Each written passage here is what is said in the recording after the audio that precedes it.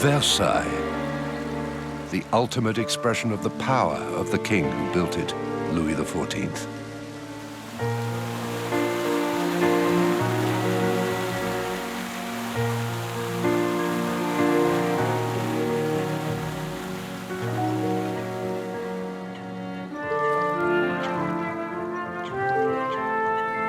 At the very limits of the domain of Versailles stands an odd little village from another time. It seems abandoned, but in fact, it was never populated. The Queen's Hamlet is the secret refuge of Marie-Antoinette, where she escaped her ceremonial life at the court of Versailles. It's here she sought happiness, the one thing forbidden to a queen.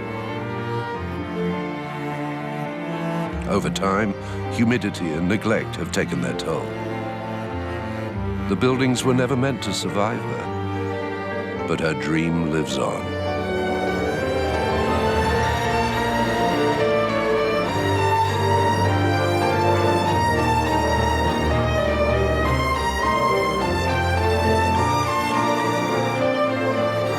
Two centuries after revolution sealed her fate, craftsmen are restoring the house of the Queen with the same gestures as the original builders.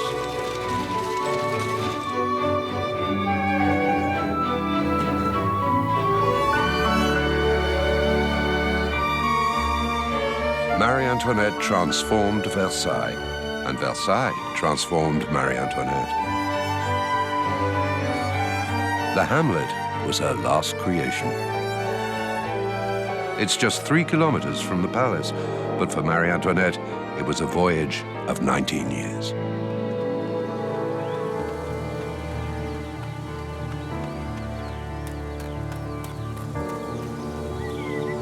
Votre Majesté! Votre Majesté!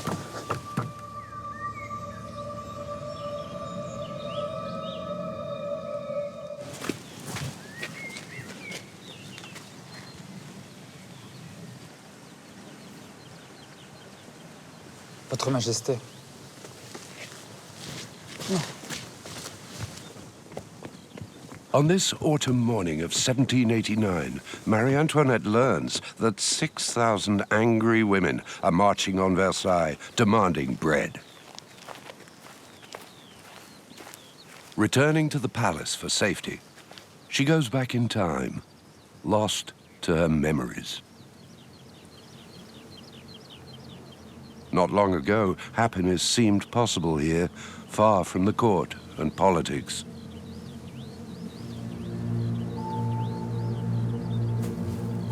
The Queen doesn't yet know it, but this will be her last day in Versailles. She remembers the first time she passed through the gate of Versailles as if it was yesterday.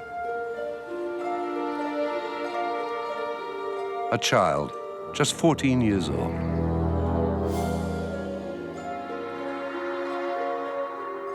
She entered a world of wealth and extravagance that even a Habsburg princess found daunting.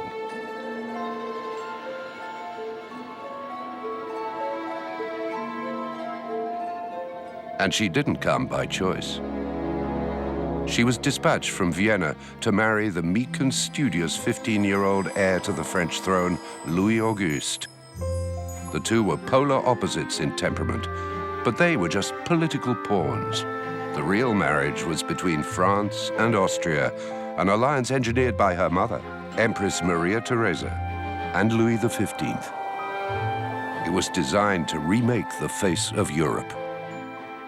This Franco-Austrian marriage results in what is known as the diplomatic revolution, a reversal of alliances, in which France's historical enemy, Austria, becomes her ally. The young princess found herself alone in a closed and frozen world called Versailles.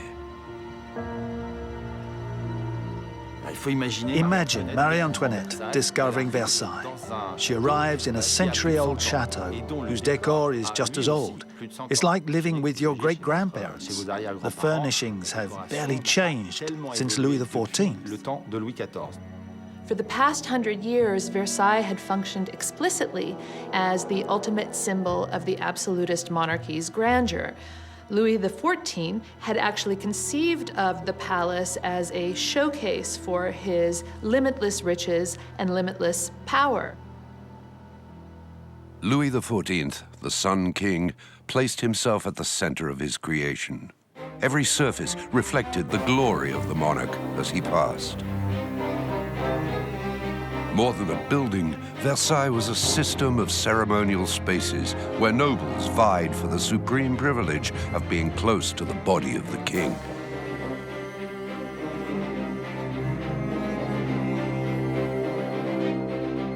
The decor was pure Bourbon propaganda.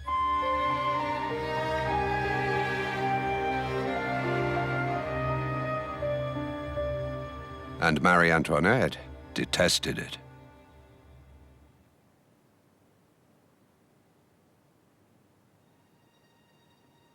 Versailles was a political theater where everyone knew their role, except Marie-Antoinette. On her wedding night, she discovers the public ceremony by which the royal family guarantees the bloodline of its heirs. The newlyweds find themselves in bed, lying side by side with all the curtains wide open. The entire court gathers in front of the two young people and officially wishes them a good night. Then the curtains are closed. They are not being spied on, per se, but everyone knows what is going on. The 14-year-old bride is shocked and humiliated.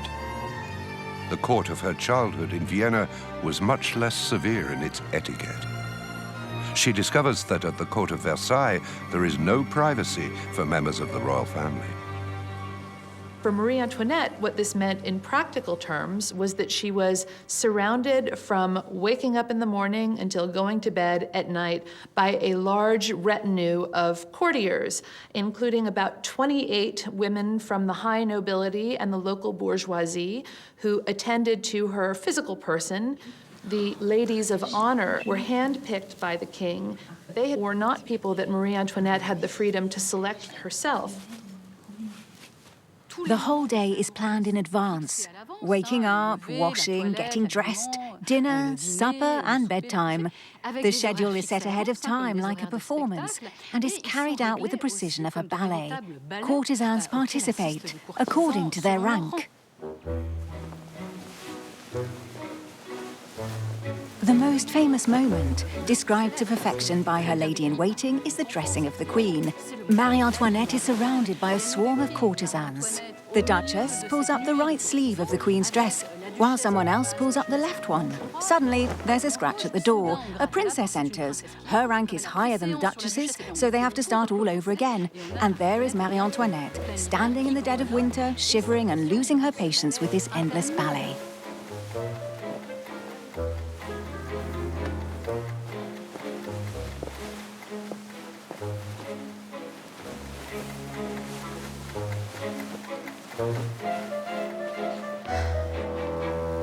The clothing that was worn by the courtiers and the members of the royal family was subject, like everything else at the palace, to a strict, elaborate, and very subtle code.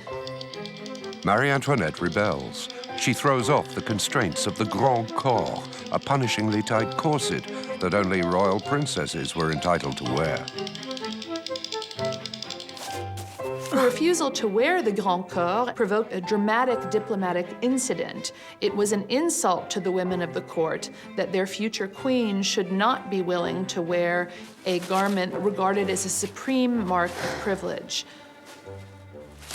Marie-Antoinette underestimates the importance of such etiquette, which is a huge error of judgment on her part, because behind each tiny privilege hides a courtesan. Her rejection of this etiquette provokes jealousy and resentment, and ultimately, hatred. In Vienna, Maria Theresa understands what Marie-Antoinette does not, that enemies in the court threaten the alliance. Maria Theresa asks her ambassador in France, Count Mercier-Argenteau, to keep her informed on her daughter's every move through secret reports. And Maria Theresa fires off her own letter, counseling her daughter to act responsibly. My dearest daughter, a wife must always be submissive to her husband and should have no other concern above and beyond pleasing him and doing his bidding. As for the king, love him, obey him, and try to read his mind. As a young Dauphine, Marie-Antoinette was essentially in the same position as virtually all of the other courtiers at Versailles, in that her survival at court, her prestige at court, her advancement at court, all depended on the degree to which she succeeded in currying favor with the king. King Louis XV hunts almost every day, along with her husband, and she takes up riding to accompany them. The convention for high-born women was that they ride side saddle, and Marie-Antoinette decided that she preferred riding astride. Almost every French king has been pictured on horseback, but it's rare for a queen. And never at a gallop, never astride. She had her portrait painted straddling a horse in a pose that looked strikingly similar to some of the most famous equestrian portraits of Louis XIV. So Marie-Antoinette, identifying herself with this iconography of male royal power, essentially seemed to be suggesting that she was the one who wore the pants in her marriage with the feckless Louis XVI.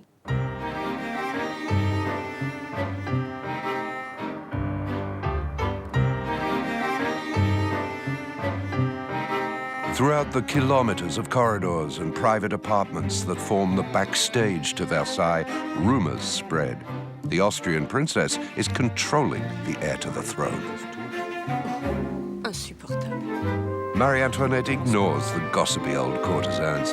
She calls them packages for their old-fashioned dress, and dismisses the elderly daughters of Louis XV as the centuries. Marie-Antoinette is a genuine queen who yearns for genuine friendships. She prefers to take into account her feelings or a person's qualities over their rank. She selects friends her own age, younger, light-hearted, fun people who will be referred to as her coterie, or more precisely, the Queen's Society. Marie-Antoinette's first real friend at court is Princess Lamballe, sweet, beautiful, and bland, from the House of Savoy. Charles-Philippe, the Count of Artois, her husband's witty and extravagant brother, introduces her to the pleasures of Paris nightlife. And she is dazzled by the Countess of Polignac, beautiful, charming, charismatic, and almost penniless. The little group adores Paris, and masked balls at the opera are a favorite nighttime escape from the rigid, predictable routine of life at the chateau. She was out every night at the opera balls in Paris, so that's pretty much all night in Paris, back to Versailles at 7 in the morning, few hours sleep, go to mass, have le grand couvert, do what you have to do, and then get ready to go out for the next evening. Was a pretty normal teenager, I have to say. I mean, it wasn't terribly shocking what she did. What Marie-Antoinette likes most about these balls is the anonymity they afford her. She can be someone else and take part in certain conversations. But you must understand that despite her little black mask, as soon as she enters the ballroom, everyone recognizes her, but they all pretend not to please her. One night, in January 1774, she meets a visiting Swedish student at the opera ball, and he really doesn't recognize her. For a brief moment, she truly escapes Versailles and her tiresome role of Dauphine. Axel de Fersen. Et vous? Venez me voir à Versailles.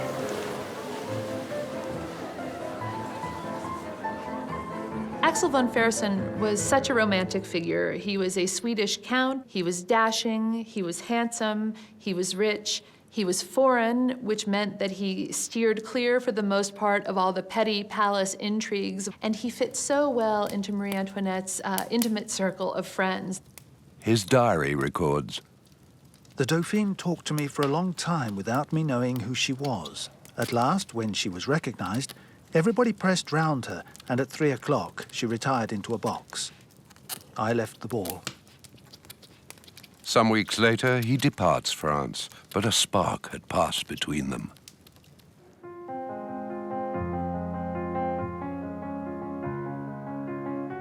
On May the 10th, 1774, a reign of 59 years comes to an end. Louis XV dies of smallpox. Hopes for a renewed France free of corruption and decadence rest with the promise of the young monarchs. Queen Marie-Antoinette, 19 years old, and King Louis XVI, 20. The young queen views her accession as a sort of liberation. Madame, my very dear mother, although it was God's will that I be born into the rank I occupy today, I cannot help but admire how fate chose me for the most beautiful kingdom in Europe. At the time, Marie-Antoinette believes that her status as queen will free her from her obligations. She takes more and more liberties with court etiquette. However, what might be forgiven a dauphine cannot be forgiven a queen, because from that moment on, her every action takes on an official nature.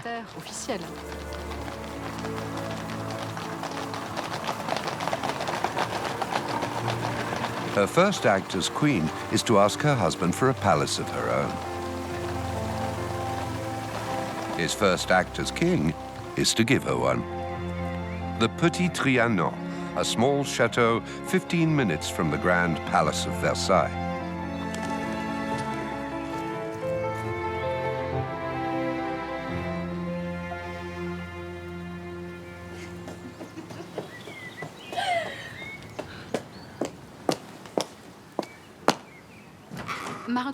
Marie-Antoinette turns the Petit Trianon into the statement of her independence. And independence is truly her key word. She immediately makes it her exclusive estate. Even the king only visits upon invitation. After 4 years in Versailles, the young queen embraces the Petit Trianon as a refuge from the rigid obligations of the court. Here, she will say, "I'm no longer queen, I'm me." The luminous, intimate spaces offer possibilities. A cultural oasis, a laboratory of style. But absenting herself from the protocol of the court is not without consequences. She was playing with fire. She was turning the courtiers' competition with each other into a kind of animosity between the high nobility and herself. And that shift would have far-reaching and disastrous implications for the throne.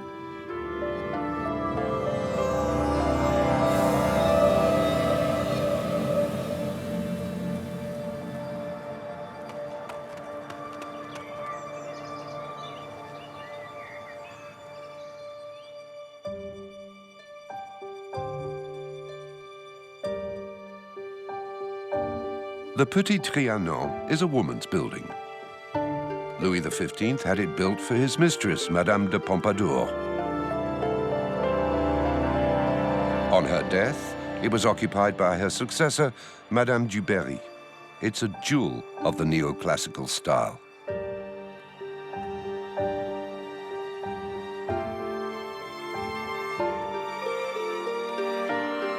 But when Marie-Antoinette took possession in 1774, the jewel was in an inappropriate setting.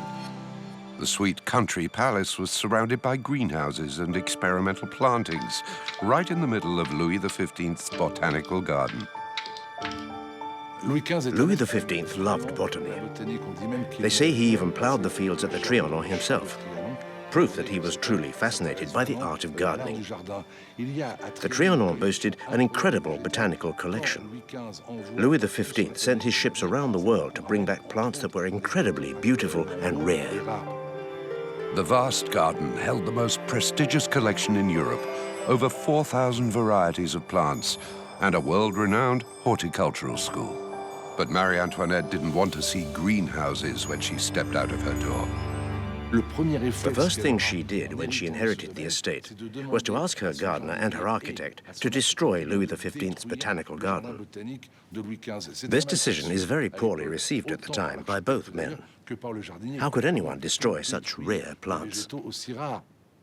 One of the world's greatest botanical gardens was all but erased. She only keeps one part of Louis XV's garden, the French garden, which still exists today, with its magnificent pavilion in the centre. Everything else is redone. She demolishes the experimental greenhouses and moves the rare plants to the King's Garden in Paris, the ancestor of today's Jardin des Plantes. Above all, she creates something entirely new.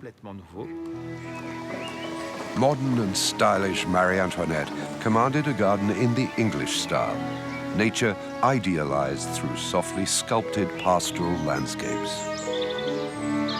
Fashionable with English aristocrats for 30 years, they were just coming into style in France, replacing the rigorous geometric French gardens created for Louis XIV. The French garden is a reminder of the king's authority. It's a garden that's all about power and authority. In this style of garden, plants are aligned with impeccable precision. The French garden is created by a garden architect who wants nature to bend to his will. In a landscaped or English-style garden, the designer becomes a poet. He imagines nature not as it is, but as he would like it to be. This new style was the expression of a new spirit of the age that Marie-Antoinette responded to almost instinctively. It's important to understand that at the time people were turning away from the classical Louis XIV style garden. Rousseau is a big influence.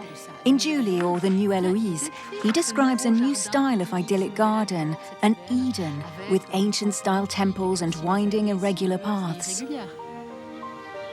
Rousseau preached natural simplicity, but he also preached social equality.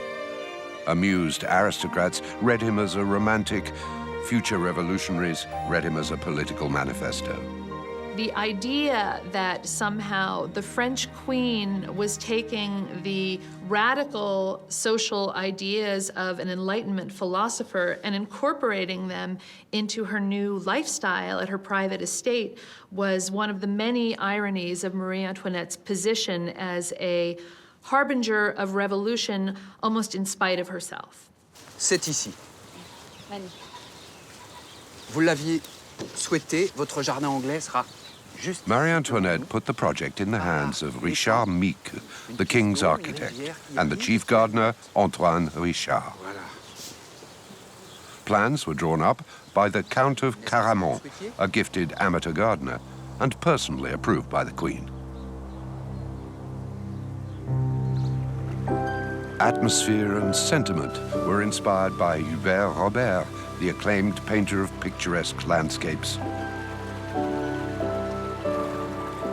Marie-Antoinette both commissions and oversees the work on the Trianon gardens. She is personally involved in this new project. She knows what she wants and doesn't hesitate to have a grove or an ornament reshaped 10 times in order to get it right.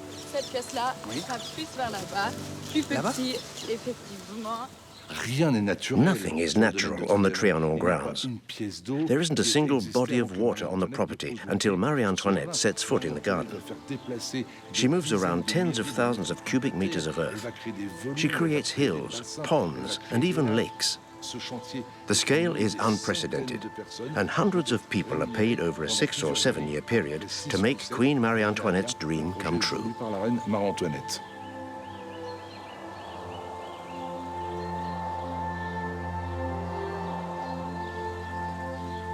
Those who knew the Petit Trianon from before are shocked. They include the Duke of Cruy, who had not set foot in the Petit Trianon since the death of Louis XV. In his memoirs he recounts, "I thought I was crazy. I thought I was dreaming when I saw Europe's biggest greenhouse replaced by rivers, rocks and hills." In her garden, the Queen trades power for romance. And she embraces the fashion for the antique past, the golden age. Her garden will be a pastoral Arcadia. Several fabriques are built. These are small architectural elements designed to decorate and punctuate the landscape. This is Marie-Antoinette's touch of genius. Foremost among the extraordinary fabriques in the Queen's new garden is the Temple of Love, an ersatz Roman temple to Cupid. There is a harmony between the temple's width, its height, and the arch of the dome. Everything is absolutely perfect. The architecture beautifully represents the aesthetic ideals of antiquity.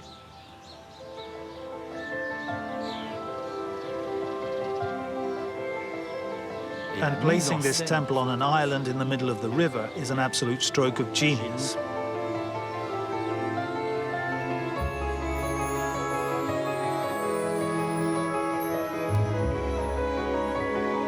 Overlooking an artificial lake from a man-made hill, the Belvedere is an octagonal stone structure in the neoclassical style. Doors and windows open on all sides to form an open-air music salon. The luminous interior is adorned with flowery arabesques, delicate echoes of the garden that surrounds it. This is Marie-Antoinette's style. Extraordinary elegance, neoclassical, very Louis XVI, one might say, but in miniature. And very floral, with lots and lots of flowers and garlands.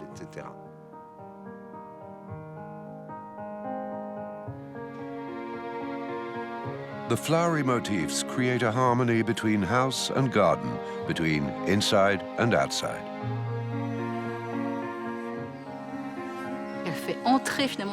She brings this landscape and the Temple of Love seen through the windows inside the room. And conversely, the decorative patterns on the furniture and artworks are inspired by the surrounding nature. Wild cornflowers, sunflowers, pine cones and bucolic motifs blend with her very favourite feminine motifs, such as pearls, medallions and bows.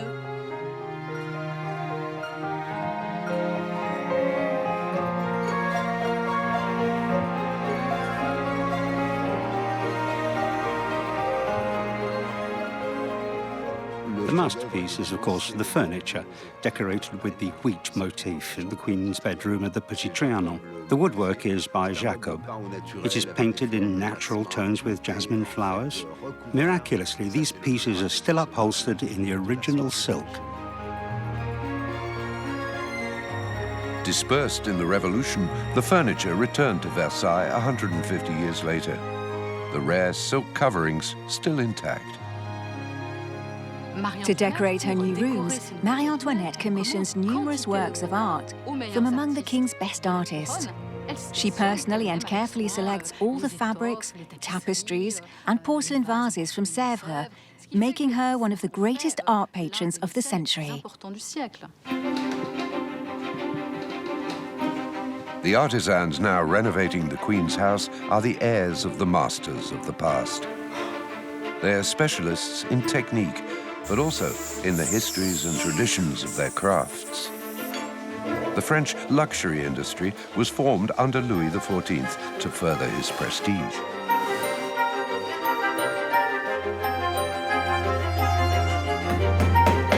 His minister Colbert quipped that fashion is to France what the gold mines of Peru are to Spain. In the Paris of Marie-Antoinette, 30% of workers were employed in luxury trades. The work requires taste, the finest of materials, the most delicate of gestures.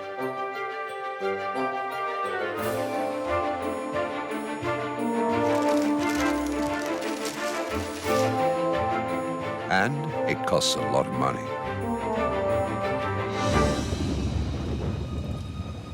When news of her expenses becomes public, Marie-Antoinette's extravagance is blamed for the shortfall in the royal treasury. In reality, her expenses are a tiny part of the national debt. But this first inkling of discontent darkens her success. Her garden and palace are beautiful, but they cost her the sympathy of her subjects.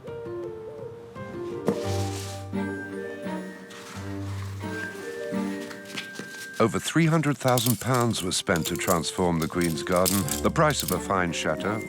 Similar sums could be found on the gaming tables of the Petit Trianon at private parties. Marie-Antoinette loves to gamble. The problem is that in her younger days she played a hellish game, winning and losing colossal sums.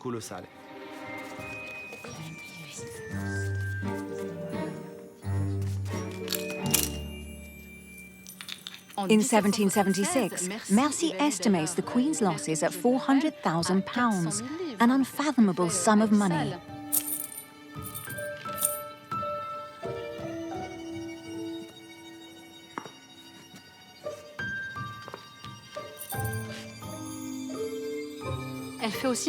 She also spends a great deal on jewellery. In 1776, she purchases a pair of dangling earrings with 6 enormous diamonds from the jewellers to the Crown for £460,000. Louis XVI yet again agrees to pay this astronomical sum from his personal treasury, but on a 4-year credit. This decision will be used against him, making him look like a weak king, dominated by his wife. But Marie-Antoinette was not seeking power. She was seeking escape from the empty, formal role of French queen. Ironically, she would hide in plain sight. Fashion was a kind of play. It was dressing up, it was being frivolous, it was being whimsical, it was loosening the strictures of court formality and protocol. But fashion gave her a form of public notoriety, a form of empowerment that she could lay claim to and really shape the contours of her own identity. Marie-Antoinette's style was celebrated in early fashion prints. She was the first supermodel, a true fashion plate. Marie-Antoinette effectively decided she was going to make herself this incredibly splendid, riveting, physical object for all the world to gawk at and to admire. In fact, Marie-Antoinette wasn't fashionable. She was fashion. To the Queen's good fortune, the French fashion industry was in full transformation. Long restricted to the role of seamstress, women had taken on the new profession of marchand de mode.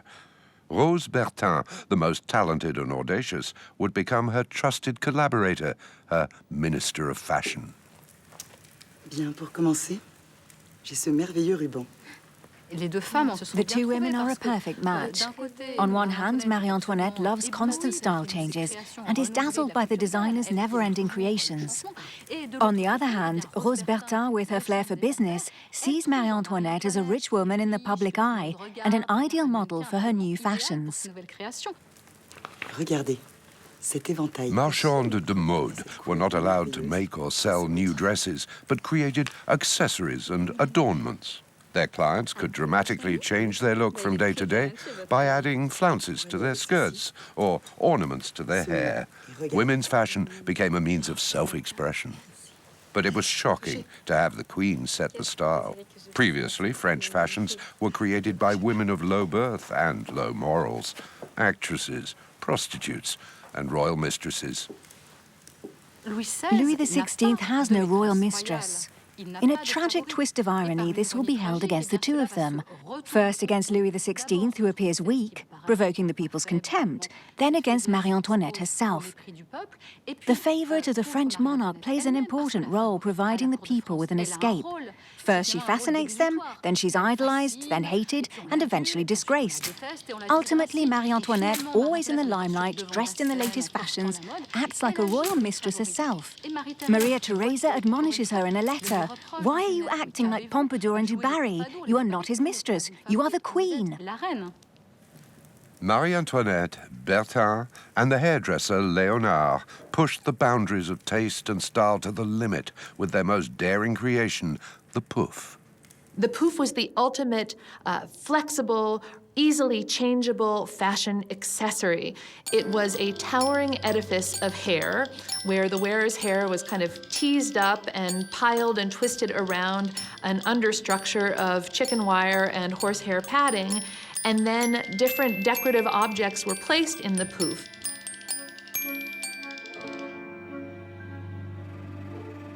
The poof was a miniature theatre and a personal billboard.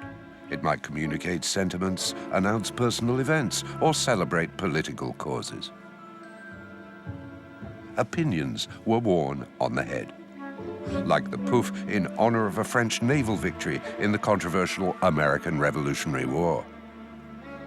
So Marie-Antoinette, wearing a replica of a victorious French ship to a big public opera ball in Paris, was her way of essentially endorsing her husband's decision to enter the American Revolution, and it was her way of signaling to the French people that this was a decision that they should all feel good about. Inevitably, the extravagant and impractical fashion became the target of ridicule as it was adopted by women of every class and spread to England and Spain. There are even accounts of women who couldn't get into their English-style carriages with low roofs, who had to travel on their knees with their heads sticking out the window. Unfortunately, living by the poof also meant dying by the poof. The poofs Marie-Antoinette favored happened to be covered in powder, and flour was a key ingredient in the pomade that held her hairstyles in place. By walking around with these conspicuous flour-covered hairstyles at a time of grain and flour shortages, she looked like she was wearing on her head foodstuffs that her subjects couldn't afford to eat. Alerted by her ambassador spy, the Count of Mercy, Maria Theresa tries to regain control. When will you finally be yourself? It is degrading for a queen to dress herself up. And even more so if this involves such considerable sums and in such times. I cannot be silent, loving you for what is good in you and not to flatter you. Behind all the urgent pleas and encouragements of Maria Theresa was the fact that Marie-Antoinette and Louis had not produced an heir. After 7 years, the marriage was still unconsummated. The Queen of France has one job, to produce an heir to the throne. Maria Theresa fears her daughter may be repudiated, which would lead to the collapse of her strategy for France. If the marriage still isn't consummated, it must mean that they are simply too different. It's a sort of casting error. They have very different tastes. They have opposite personalities. She is cheerful, and he's rather gloomy. Even physically, they are opposites. Louis XVI is a huge man of 6'5", and she is graceful and delicate. Rumors abound that the king is physically deformed, or intimidated by a queen whose eccentric tastes are signs of decadence.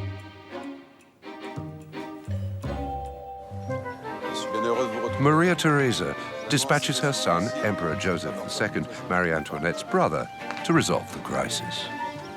La question c'est quand. Quand un héritier au trône de France.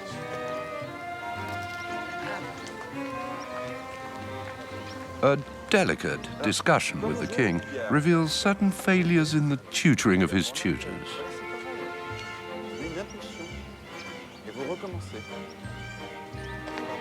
And a vigorous scolding of his sister confirms her in her duties.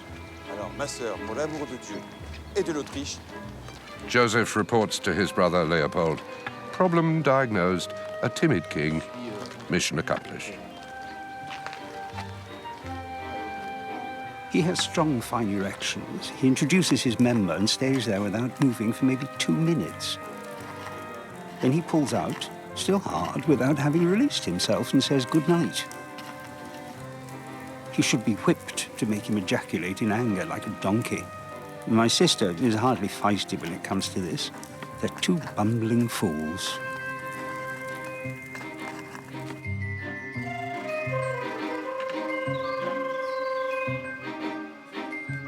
I am the happiest I have ever been in my life. It is already more than a week since my marriage was consummated, and again since then, and yesterday, even more fully than the first time. I don't think I am yet with child, but at last I can hope to be. Any time now.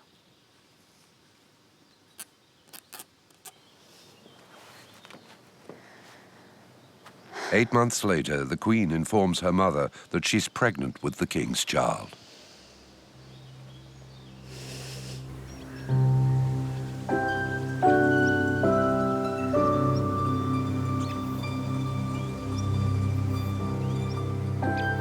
Spring brings the Queen's garden to life under the benevolent gaze of Cupid. Verdant poetry, bursts of color. Her garden, the refuge she had dreamed of, embraces her. She is seduced by her own creation.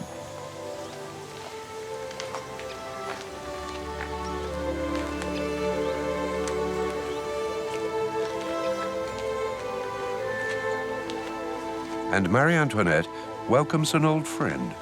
After 4 years of absence, Axel von Fersen visits to pay his respects.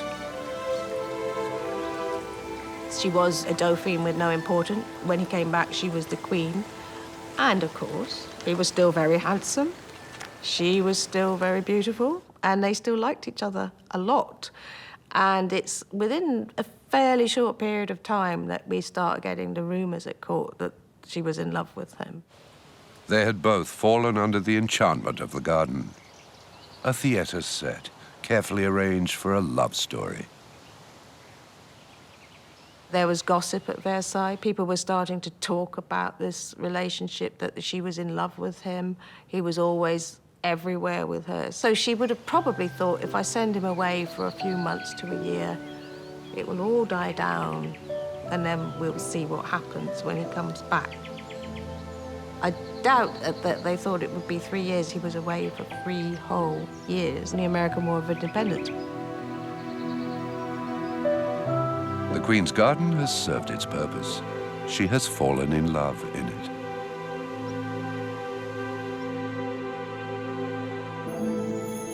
December the 19th, 1778, the corridors of Versailles erupt in pandemonium.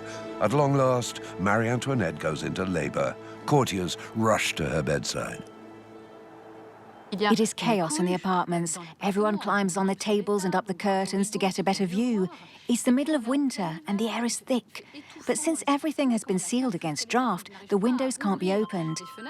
The birth is a public event because in a hereditary monarchy, where power is transmitted through blood, everyone must be certain that the child has not been substituted at birth.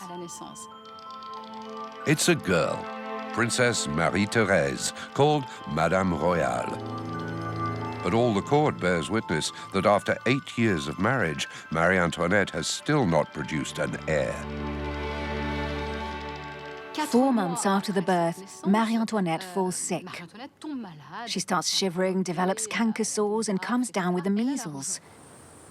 So she goes to the Trianon, where she surrounds herself with unlikely nurses, her favorites who are all infatuated with her. Quarantined with witty and charming young men, Marie-Antoinette reconvenes the Society of the Queen at the Petit Trianon. This is when rumors of infidelity begin.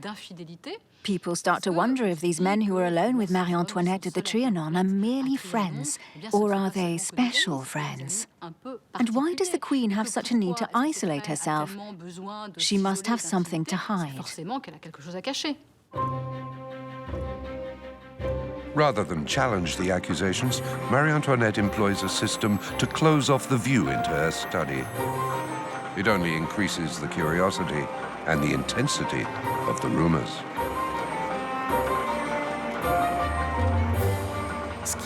The root of the problem is the way Marie-Antoinette uses the Trianon. She behaves like the lady of the castle and closes the doors of the Trianon. Her permission is required to visit. It's quite a paradox. Versailles is open to all. Anyone who wants to can get inside. All one needs is a sword and a hat. At the Trianon, you need the Queen's special token. This is a coin that's presented to the guard, who may or may not grant you access to the estate. The court of Versailles doesn't appreciate the idea that they might be refused entry, and hatred towards Marie-Antoinette continues to grow.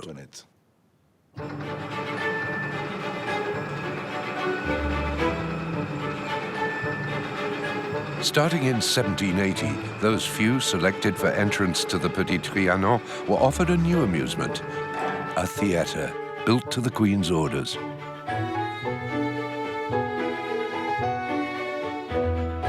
Marie-Antoinette always adored music, theatre, and dance. Even as a child in Vienna, she performed with her brothers and sisters in the family's private theatre. Again, she entrusts Richard Mick with this new project. He builds her a small paper theatre in shades of blue and gold. Why a small theatre made of paper? Because everything is in wood painted to look like marble. Even the sculptures are made of papier-mâché instead of stone. The decor was splendid, but completely ephemeral. Rumors of precious stones embedded in the walls were completely unfounded. However, this tiny theatre is equipped with sophisticated machinery for set changes, making it a sort of miniature version of the great royal opera of Versailles.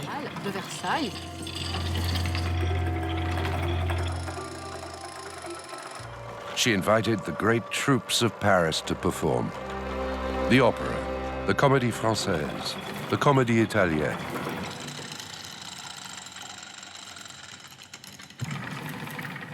The backdrops were conventional.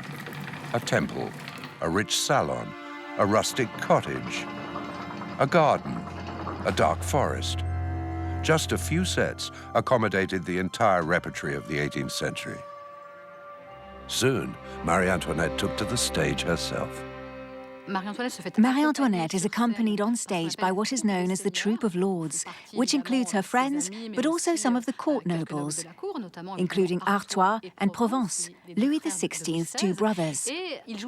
They perform in front of 100 people, an audience made up exclusively of the Queen's guests.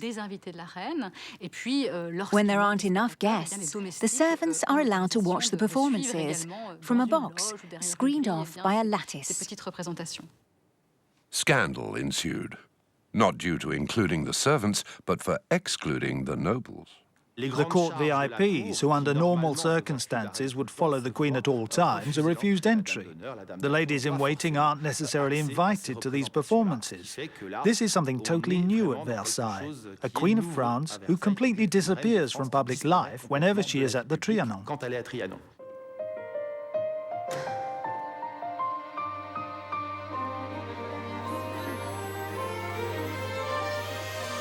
In the privacy of her domain, Marie-Antoinette creates a parallel court in her own orbit, with a relaxed etiquette, and courtiers chosen by affinity rather than birth. But in keeping the court at a distance, Marie-Antoinette is closing herself in. The Petit Trianon and its garden becomes a world in itself. This is a queen who has her own chateau.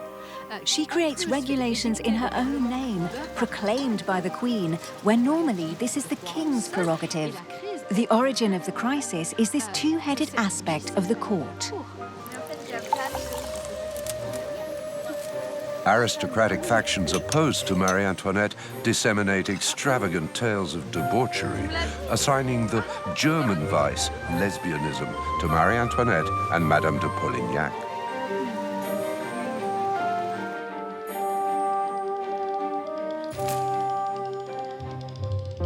The sexual slander had political aims. If she had royal mistresses, then the king must be weak, impotent, inconsequential. But Marie-Antoinette, nestled in her secret garden, was impervious to the libels.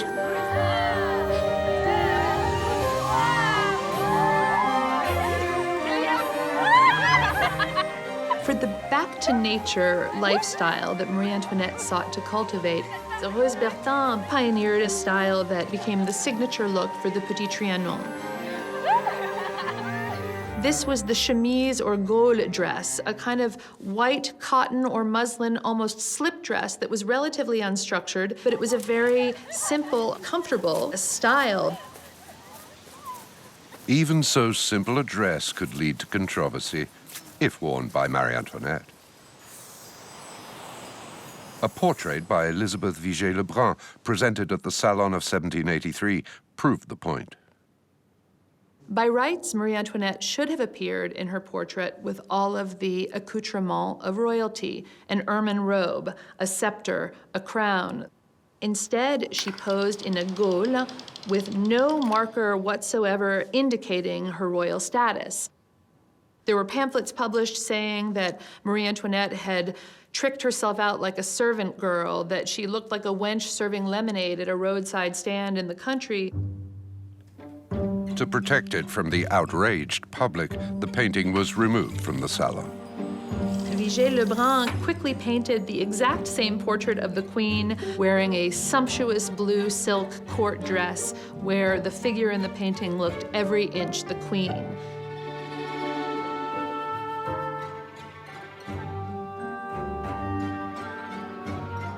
This painting was meant to mollify the French public, but the damage had been done. It's paradoxical. Marie-Antoinette in the 1770s, at the moment of the flower shortages, was criticized by her subjects for seeming to spend too much money. Now she was dressing down, and now the public was saying that this was unworthy of a queen, that this was undignified, that this was an insult to the institution she was supposed to represent. As usual, the Queen was detested, but imitated. Women took to the comfortable style. Little white dresses were everywhere. But adding fuel for her detractors, the fashion used imported cotton, driving the domestic silk industry into a tailspin. The silk industry was one of the most important luxury trades in France. Only silk was worn at Versailles, and the bourgeoisie aped the fashion. All the world wore French silk. But suddenly, thousands of jobs were lost.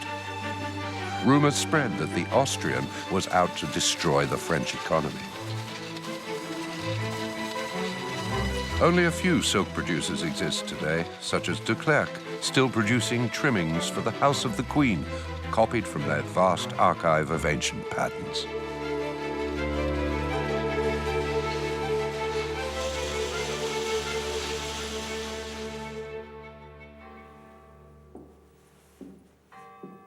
In November 1780, the bi-weekly letters Marie-Antoinette received from Vienna stopped. Her mother, Maria Theresa, was dead. No more would she be spied on, no more would she be guided.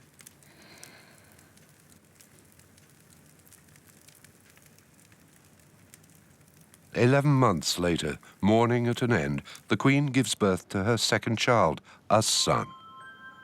After 11 years of marriage, the French throne has its heir, Louis-Joseph, named for Marie-Antoinette's brother.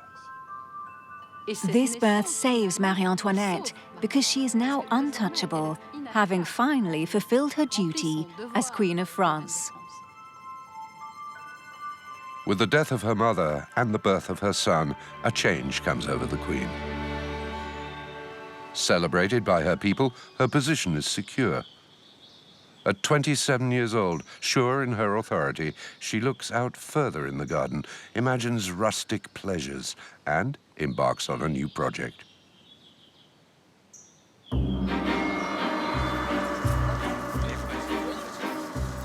As usual, Richard Meek is recruited.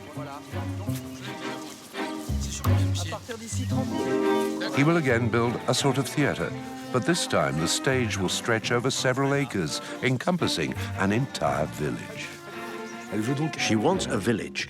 She doesn't want to be Queen of France. She wants to be Queen of a small village. And in fact, Marie-Antoinette's estate is the perfect representation of a small, typical local village in the 18th century. Again, Marie-Antoinette was not inventing on her own. Several nobles already had villages on their estates. She visited Chantilly, where the Count of Condé's model village had 7 rustic cottages in the Norman style. Marie-Antoinette thinks big. She doesn't want a few thatched cottages. She wants a whole village. Voici à quoi ressemblera le hameau. And the whole village is organized around a pond in a sort of amphitheater, a semicircle, because the village is designed above all as a new garden decor. Work begins in 1783.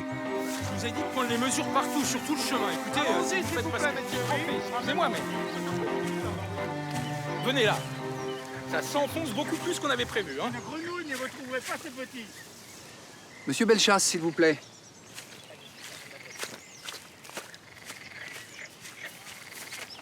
Sa Majesté désirerait déplacer le lit de la rivière. Oui.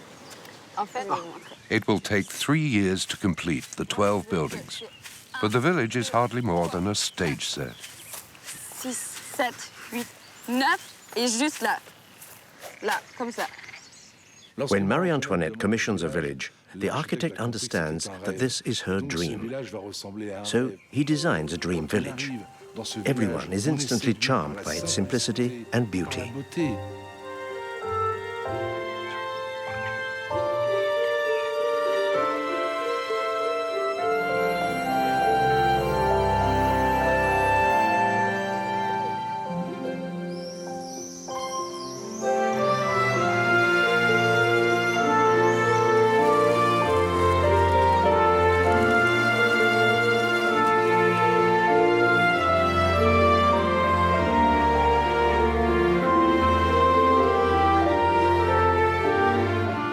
After 200 years, the dream still resonates.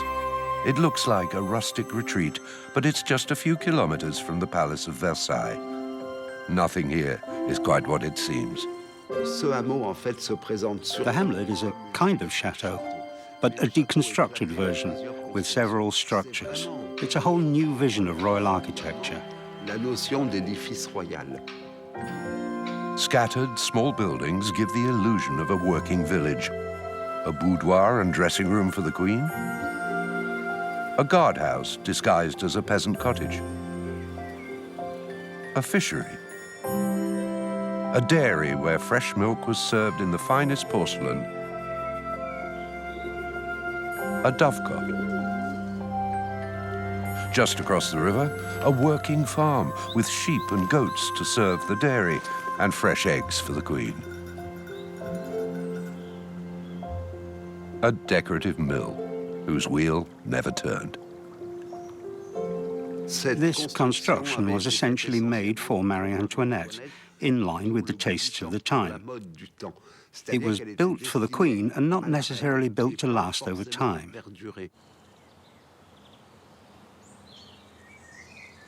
The centerpiece, the House of the Queen, shows the effects of weather, time, neglect, and revolution.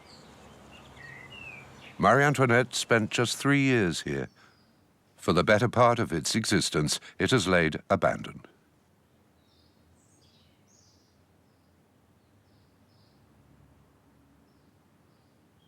The Queen's Hamlet is clearly the most fragile construction in all of Versailles, but it's also the one that has received the least care.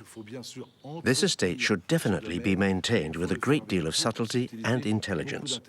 It was once a place for daydreaming. We must still be able to dream and lose ourselves here today.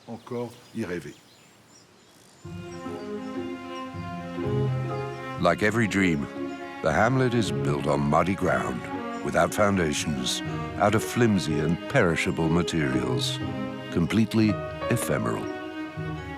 And like a dream, it persists.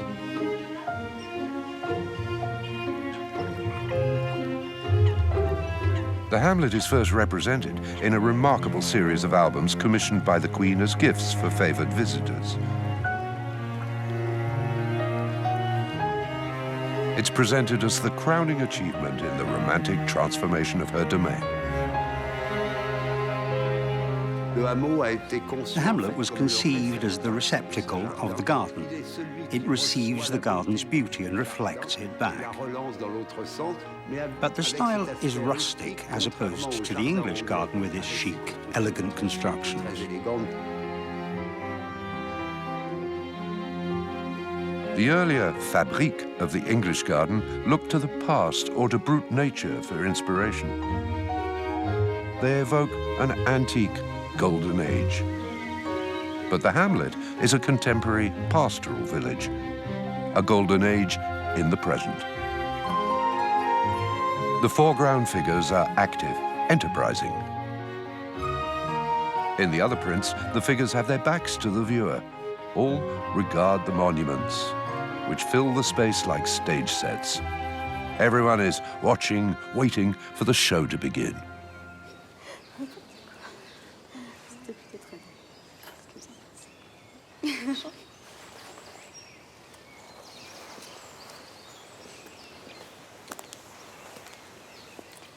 Fersen arrived back in France in June 1783. His feelings hadn't changed, and we know that from a letter that he sent to his sister. He wrote, "I cannot belong to the only person I want to belong to, the only person who truly loves me, and so I will not marry." She wasn't going to let him go again. If I let him go, that's it, it's over.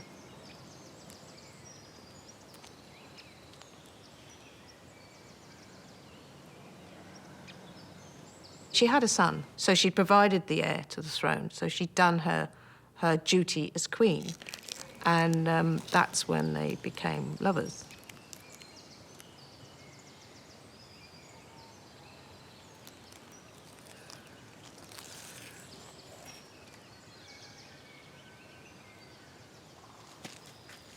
He will stand by her side as the revolution rips their lives apart, but he will fail to save his damsel in distress.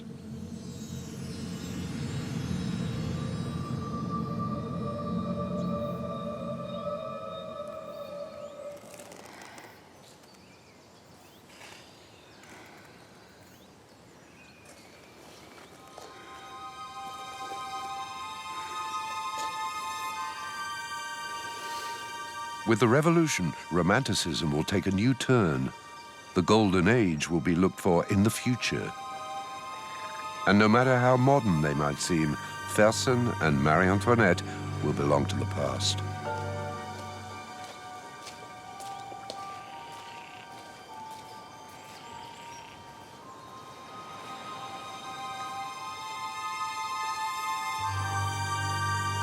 Only her dream, her village endlessly falling into ruin, survives her.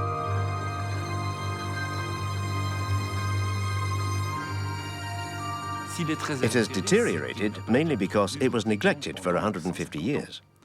It's our responsibility to preserve its admirable authenticity.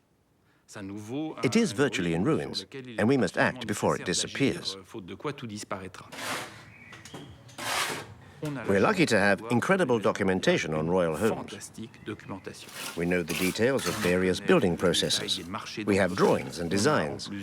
But above and beyond the documentation, the primary document is the monument itself. Every restoration is an act of archaeology. The house speaks to several periods.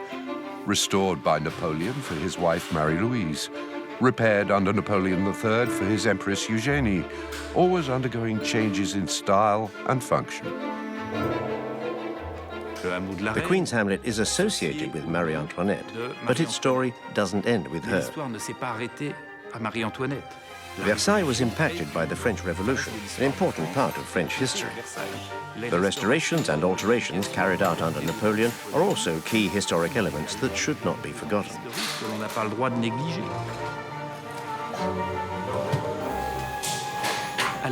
In fact, the building's state of abandon over the past century and a half is undoubtedly its most long-lasting historical feature.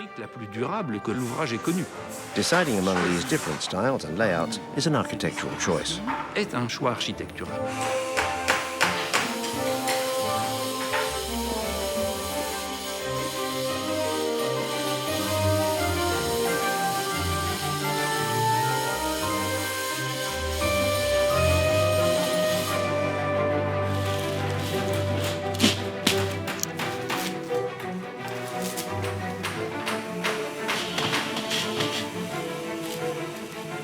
For some 6 generations, the Queen's Hamlet has stood crumbling and abandoned. No one alive has ever seen the house of the Queen furnished.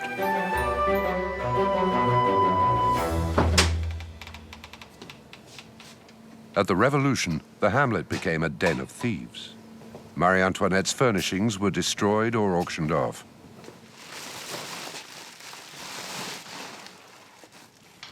The inventory of Marie-Louise's furniture, installed some 15 years later, is the only guide to the interior decoration. We have managed to really recapture the spirit of Empress Marie-Louise's Hamlet, which, it must be said, did not betray the spirit of Marie-Antoinette's. It was perhaps a little less elegant because the Empire style is stiffer, with thicker wooden structures. But overall, the feminine, antique, graceful and flowery spirit of Marie-Antoinette's Hamlet can be found in Marie-Louise's Hamlet as well. On the exterior, traces of Marie-Antoinette's decor still exist.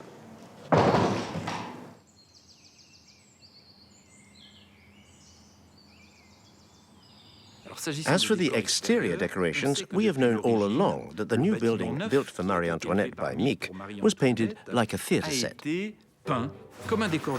work was done by the same craftsman who created the Queen's stage sets, intentionally making them look aged over time. Un aspect de vétusté.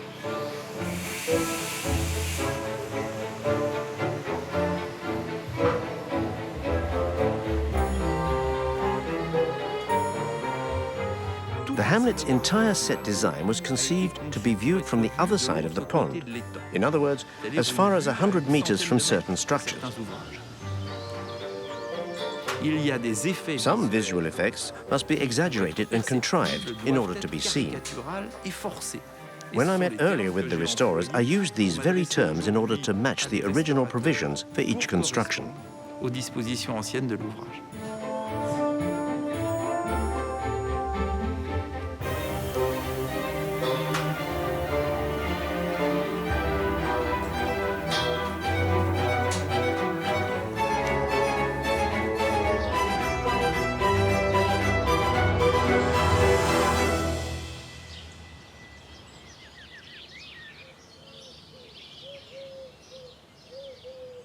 Richard Mick gave a final country touch to each cottage, adding small gardens. Today's gardeners carefully maintain the vegetable plots, keeping them in their original condition. Our main objective is to restore the Queen's Hamlet to its original state by replanting the garden according to the lists of flowers and vegetables that were selected at the time.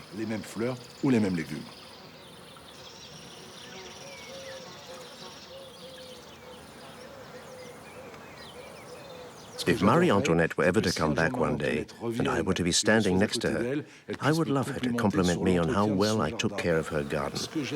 I really like the idea that a dreamer could feel they had traveled back 2 centuries in time.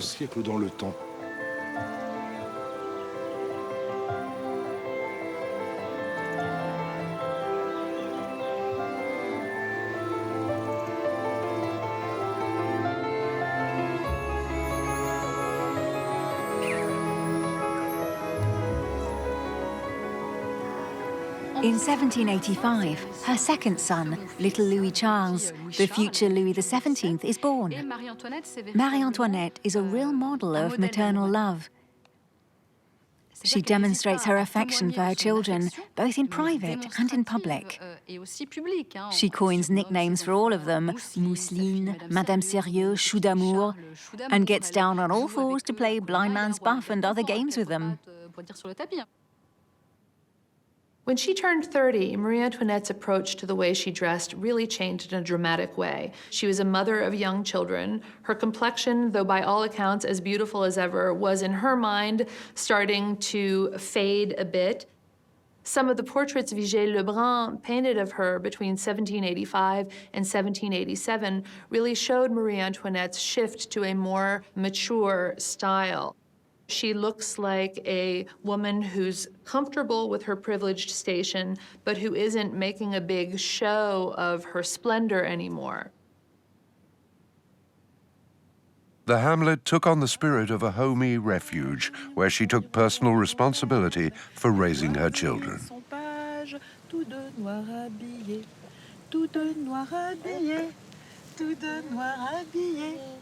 It was an imaginary reproduction of the warmth and freedom of her own childhood family life, and also an attempt to redeem her reputation. Educating the future King of France was a public service fully worthy of her role as queen.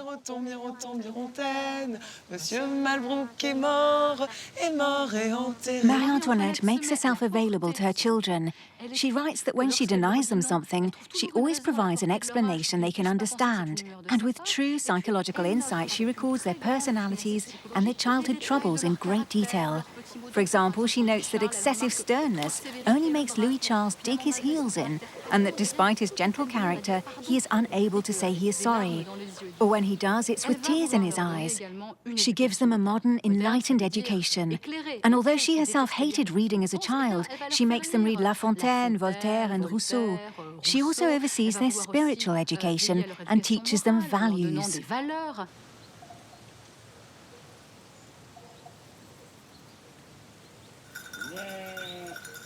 Marie-Antoinette believes the Hamlet has educational value. She's intent on showing them what she believes to be the realities of peasant life. But the Hamlet is just a stage set. Allez, va le chercher.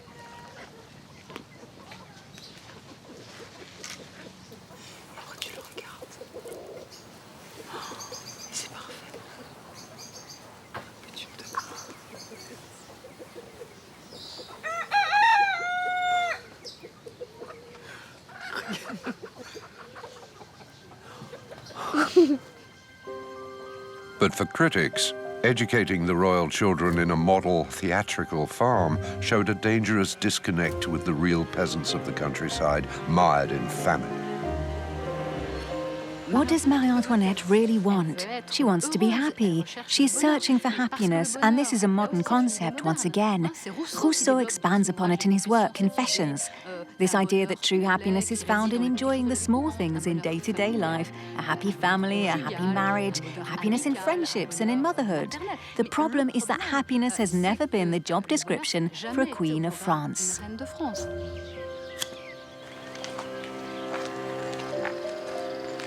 Marie-Antoinette's domestic pleasure at the Hamlet was only achieved by turning her back on everything outside her domain. The people clamoring for bread, the aristocratic factions plotting to influence an indecisive monarch. Louis XVI was a weak king. The monarchy was weak and falling apart. So there were plenty of members, even of the royal family itself, that were hoping that maybe Louis XVI and Marie Antoinette could somehow be pushed out of the way to make room for a better and stronger king. As the Queen withdraws into bucolic life, balls are less frequent. She even resolves to abandon the theatre, planning one last performance with her troupe de seigneurs, The Barber of Seville by Beaumarchais. But the king knows what the Queen does not. Beaumarchais is a subversive. It takes months of entreaties before he allows the performance. But finally, rehearsals begin with Marie-Antoinette in the role of the ingénue, Rosine. Ce sont des couplets de la précaution inutile que mon maître de chant m'a donné hier. In the middle of rehearsals, a scandal breaks that will force the Queen back into the public eye. It involves a diamond necklace of astronomical value, an ambitious and venal cardinal, and an elaborate hoax. It's called the Affair of the Queen's Necklace, but the necklace never belonged to the Queen. The diamond necklace affair is a mysterious business straight out of a play by Molière. It involves Cardinal de Rohan, a ridiculous character who is enamored with the Queen, but is upset because she disapproves of him.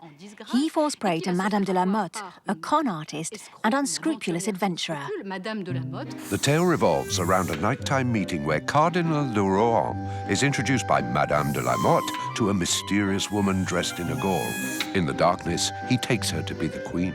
Letters follow under the name of Marie-Antoinette, asking him to procure a necklace for her. The jewelers deliver the necklace to Cardinal de Rohan, who gives it to Madame de la Motte to give to the Queen. Once she has the necklace, Madame de la Motte flees to England with the diamonds. The jeweler who made it astounded the Queen and King when he let them know that he would need to be paid for the necklace bought on Marie Antoinette's behalf. The Queen, who has no idea what's going on, dismisses the whole thing, saying, "You must be dreaming, you're crazy." Finally, little by little, the Cardinal realizes that he's been played, and a scandal breaks. The king, furious to have the name of the Queen associated with the scandal, has the Cardinal arrested. An investigation is launched by the Parliament in Paris. Madame de la Motte is rapidly apprehended. This proves a terrible trap for the Queen. The coup de grâce comes when Parliament announces its verdict and acquits Cardinal de Rohan. Crucially and disastrously for Marie-Antoinette, the fake queen who hornswoggled the Cardinal de Rohan was dressed in a gaule. And the gaule was the sartorial smoking gun in the case that was brought against her in the court of public opinion. It was thought that because Marie-Antoinette was the kind of woman who would run around in the gardens in a nightgown after dark, a myth that her time at the Petit Trianon had certainly fostered, she somehow seemed like she was guilty in the swindle, even though she had had no knowledge of it and had had nothing to do with it. The affair is the great media sensation of the 18th century. The press mercilessly inflames the public against her. If the Cardinal is innocent, the Queen must be guilty. The pamphleteers go to town. Extremely violent caricatures are published attacking the Queen's expenditure and her private life as well. She's accused of having affairs with both men and women, of being a harlot. The drawings are incredibly offensive and some truly pornographic images are passed around.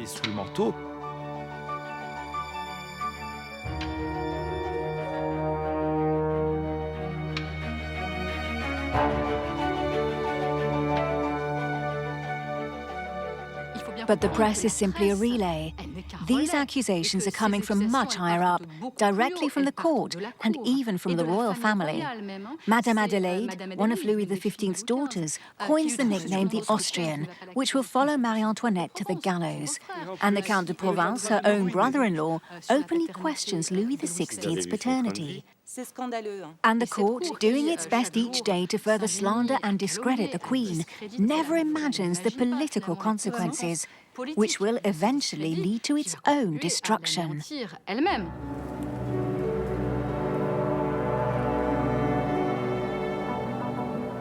In July 1786, with her popularity at an all-time low, Marie-Antoinette gives birth to her last child, Sophie Beatrice. Just 11 months later, the infant dies. In the monumental family portrait by Vigée-Lebrun, the little princess is memorialized by an empty crib. Her brother points to the void. She is devastated by the loss of her last child in 1787. But at court, no one understands how she could be so saddened over just a baby. But the court shows much more interest in the health of her first son, the heir to the throne. The ordeals multiply for this loving mother. And now the health of the Dauphin, heir to the throne, is declining. He suffers from bone tuberculosis and has stopped growing.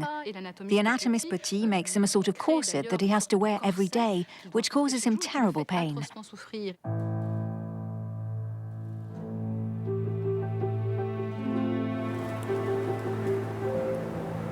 One year before the Revolution, Marie-Antoinette takes her family on a last summer retreat to the Petit Trianon. She is surrounded by her society of friends, but the mood is somber. There are few festivities. Her heart is not in it. Political realities can no longer be kept at a distance. The Petit Trianon, like the Queen's Hamlet, isolates Marie-Antoinette more and more from reality. Even what she sees from her window is just a sort of theatre. Holed up inside her estate, she doesn't see the ideological revolution taking place. She doesn't hear of the new ideas promoted by the men of the Enlightenment, nor does she hear the rumblings in the capital growing closer to Versailles.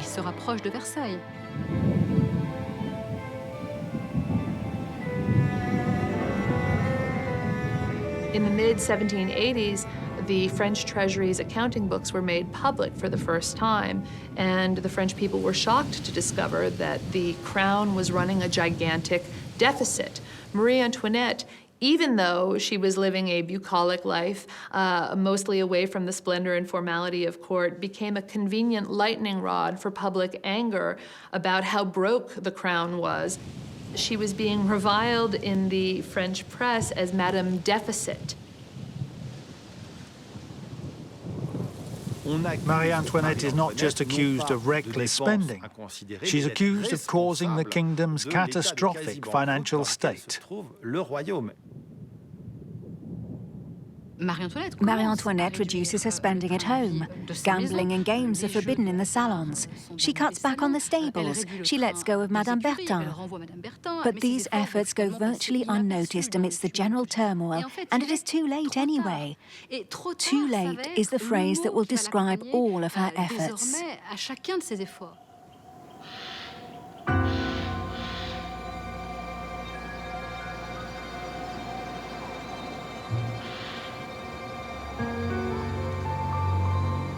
The financial crisis was only worsened by an indecisive king. Councillors pulled him in opposing directions. The government ground to a halt. A vacuum was forming in the heart of the monarchy, a vacuum that would inevitably draw Marie-Antoinette back to the chateau. The Queen has dishonored herself.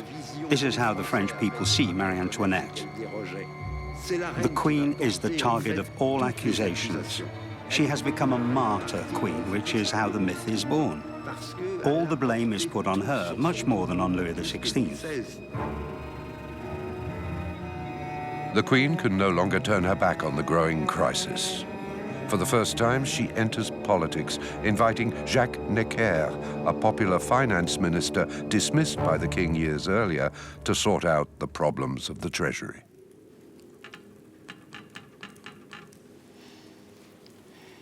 A letter addressed to the Austrian ambassador finds her resigned but determined. I have written to Mr. Necker, asking him to come here tomorrow. There is no time to waste. The sooner he begins working, the better. The situation is urgent. I tremble, forgive me my weakness. It is I who seek to bring him back.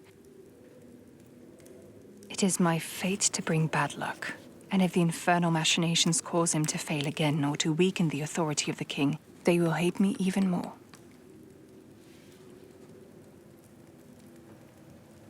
Necker will not prove the savior she hopes for. The Estates General, a national convention called by the king to resolve the issue of taxation, convenes in May 1789.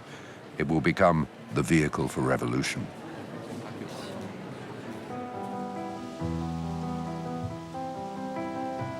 Just 1 month after the sitting of the Estates General, on the night of June the 3rd, 1789, personal tragedy compounds political crisis. The Dauphin, Louis-Joseph, Marie-Antoinette's 7-year-old son, dies. The Estates General refuses to acknowledge the king's pain. There is no pause in the proceedings.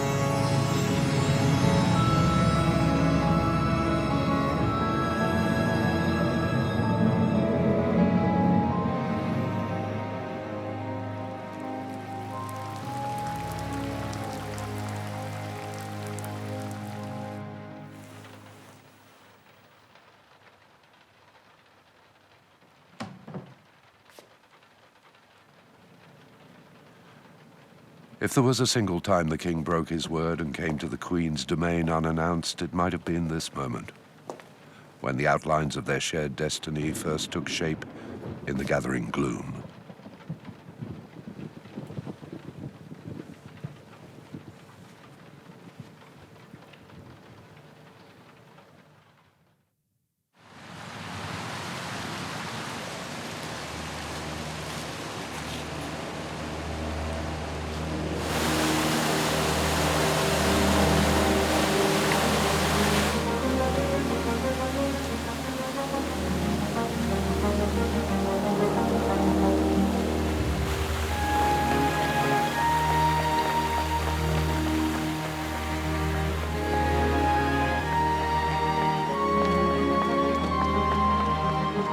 It's Marie-Antoinette's last day at Versailles. Never again will she see her secret refuge. After 19 years, she again confronts the palace she has neither conquered nor escaped.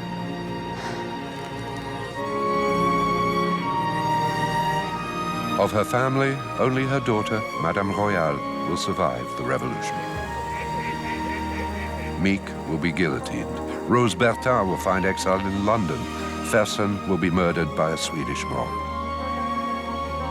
And the Hamlet will be saved by the Queen's gardener, Antoine Richard, loyal to the end.